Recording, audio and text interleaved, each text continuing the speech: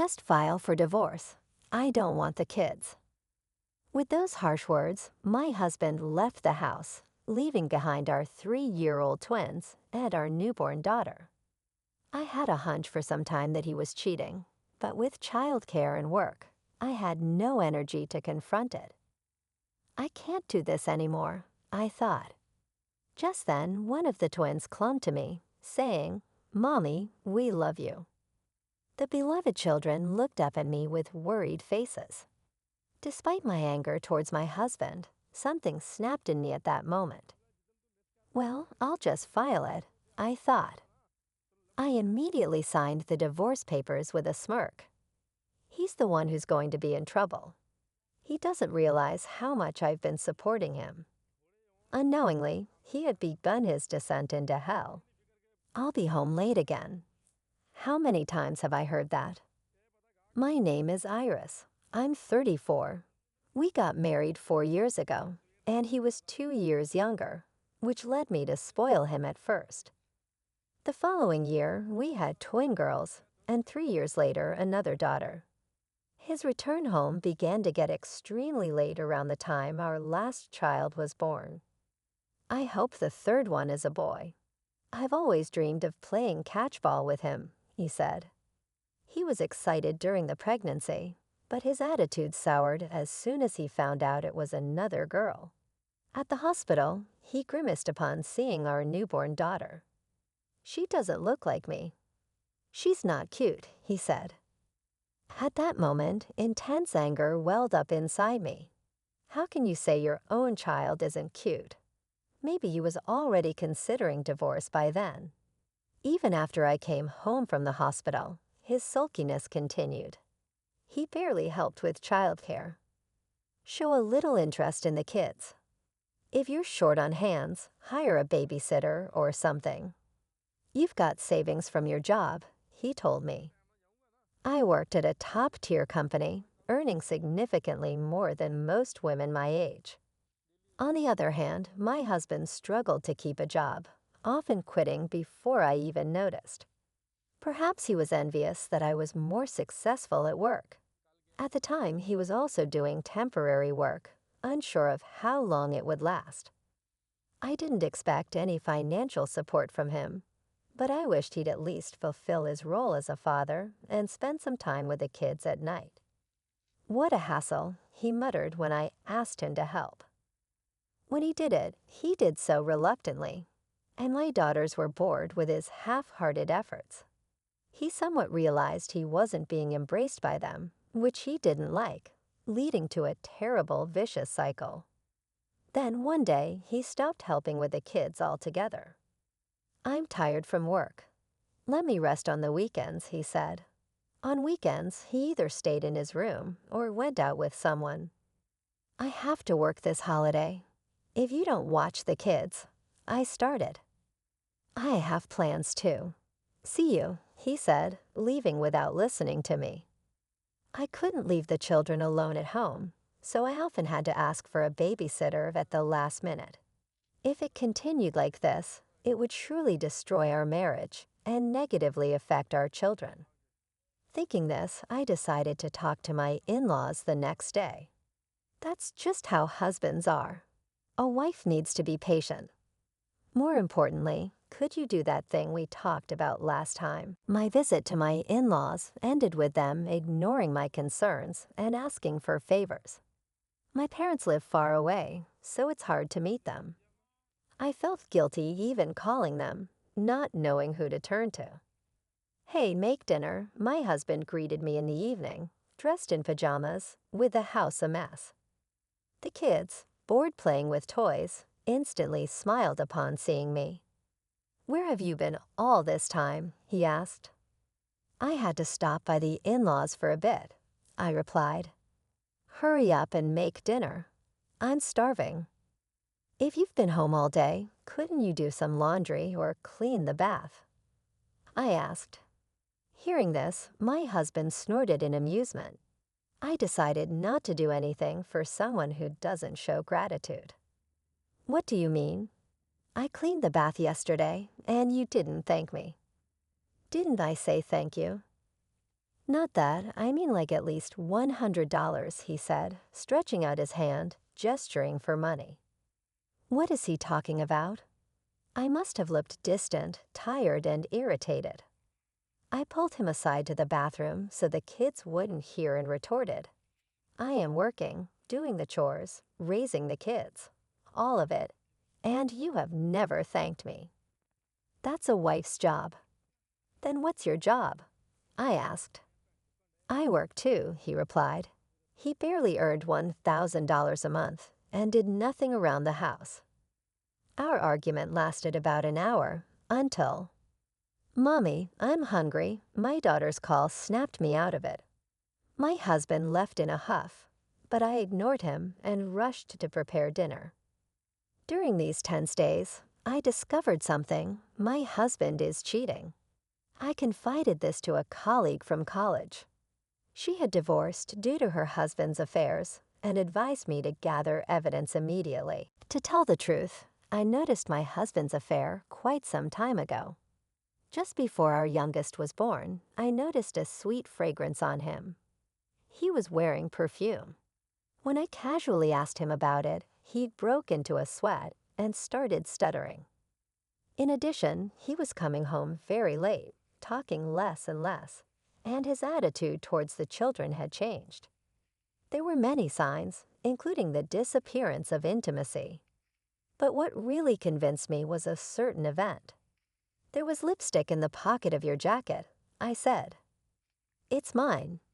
"My lips get chapped," he replied. "You're using Channel's pink lipstick." "Thought that maybe it's my mom's," he said evasively. His answer sounded like a lie. Then as he hurriedly said, "I need a bath," he stripped off his dress shirt. I sighed. "What is that?" There was clearly a hickey in a place usually covered by clothes. I was about to confront him, but I immediately thought better of it and decided to gather evidence first. "Take your time warming up," I smiled sweetly, pretending I hadn't seen anything.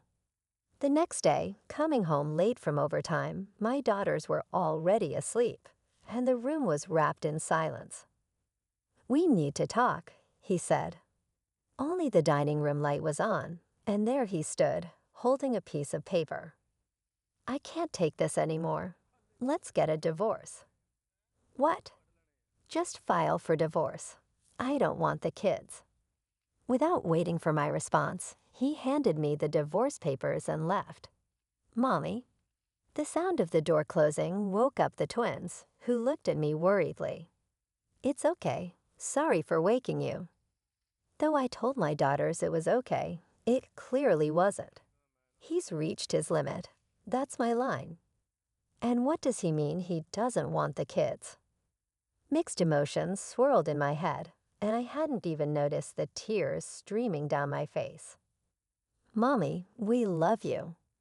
Sensing something, the girl said just that and hugged me tightly.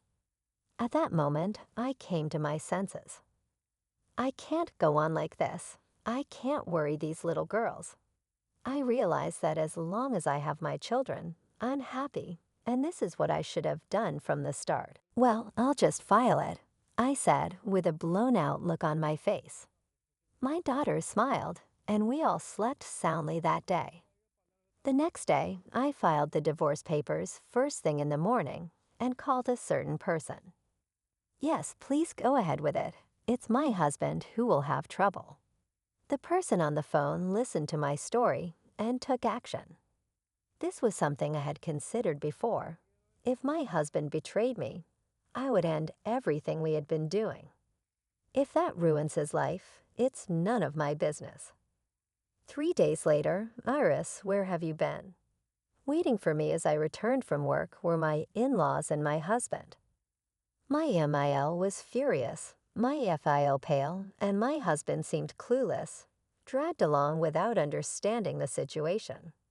"Have you been waiting at the front door all this time?" That's kind of creepy.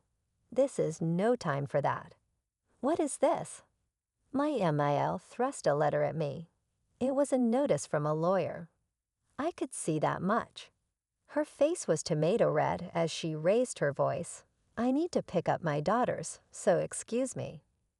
Ignoring them, I went inside, but my furious in-laws followed me into the living room, insisting on a discussion.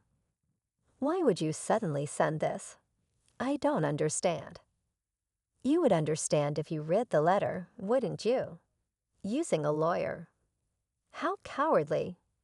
Despite being in the wrong, my Email's outrage was something else, mixed with irritation and confusion. I was constantly thinking about how to convey my feelings. Then my husband, who seemed to understand nothing, finally spoke up. "Are you upset because I divorced you?" Filing some kind of complaint. My in-laws looked at him, dumbfounded. Of course he had no idea what I had done for them all this time. "Hey, I didn't hear about any divorce. Is that why this is happening? Such a useless son. What are you two so anxious for? You've ruined everything." Wait, what are we even talking about?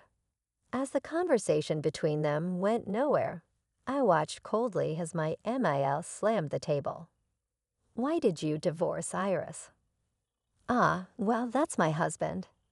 He'd been clammed up when things got uncomfortable. Since the conversation wasn't going anywhere, I decided to answer for him. He completely failed to fulfill his duties as a husband and father. There you go again. I told you that's just how men are, right? So you would forgive your husband if he had an affair? What? My MIL froze, clearly not expecting to hear her son had been unfaithful.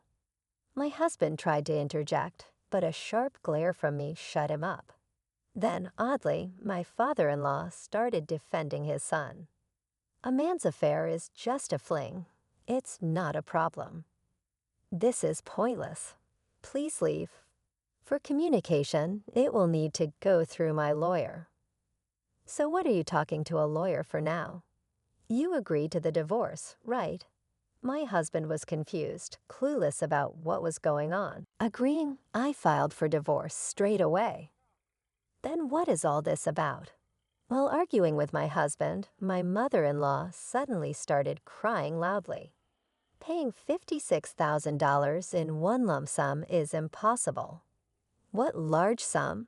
What are you talking about? Who's paying whom?" Finally, the moment had come for my husband to regret. I proudly revealed what I had kept hidden until now. It was right after we got married 4 years ago. I was called to my in-laws' house alone, where my MIL said she had a serious matter to discuss. Nervous just because she was his mother, I was prepared to help however I could. But the words that came out of her mouth were shocking. "I need $60,000, she said out of the blue, leaving me utterly confused. As I hesitated, she bluntly asked about my salary. Unable to withstand her pressure, I admitted it was over. $100,000. Her eyes lit up. Apparently, my father-in-law had gotten into horse racing, losing big amounts without ever winning, and had even accumulated debt. Desperate for $60,000 to cover his debts, she pleaded with me, and I couldn't say no, repeatedly insisting she must pay me back. 4 years passed, and all I got back was just $4,000. There were times when she repaid some, only to borrow again. If I don't do something, I will never be able to collect the full amount. So I hired a lawyer and filed a lump sum claim for the remaining $56,000 in full. My husband's jaw dropped when he heard this, and I almost laughed. But we said we pay back little by little. Why suddenly in full? We're no longer family, so I thought I shouldn't hold back. Then my MIL, with a screech like a monkey, turned her fury towards my husband. "It's your fault for cheating, so you should be the one to pay it back." Huh, why should I? We're not working anymore, and our pension won't cover it. If you want me to live in your parents' house, you'll do what I say. There was no way he could pay back $56,000 in one lump sum, especially since he was unemployed again at the time. I'll live at Kate's place, so I won't pay. That's the name of your affair, partner. As I grew increasingly absurd listening to this family quarrel, I decided it was time to deliver the final blow. Don't think it ends with $56,000. I'm demanding $20,000 each from you and your affair partner as compensation, plus child support, of course. What? It's only fair leaving your children to play around. Where's the proof I cheated? Had he forgotten so quickly about loudly declaring he'd live with Kate? Sighing, I handed him a pile of photos I prepared for this moment. Looking at these made me sick. The photos were from his social media, showing him kissing and embracing his affair partner. Definitely a no-go, as confirmed by my lawyer. Why do you have these? A quick online search brought up your social media. It's amazing you thought it wouldn't be found. My knave husband had kept posting cheerful photos in a public setting. He probably continued to use social networking sites without knowing how horrible they were. I was surprised that he was doing this, being mechanically inept, but it made it easy for me to gather evidence of his cheating. Even my in-laws were dumbfounded, gaping at him. Please leave now. It's time to go to daycare. At least don't demand compensation from Kate. What if she runs away? That's not my problem.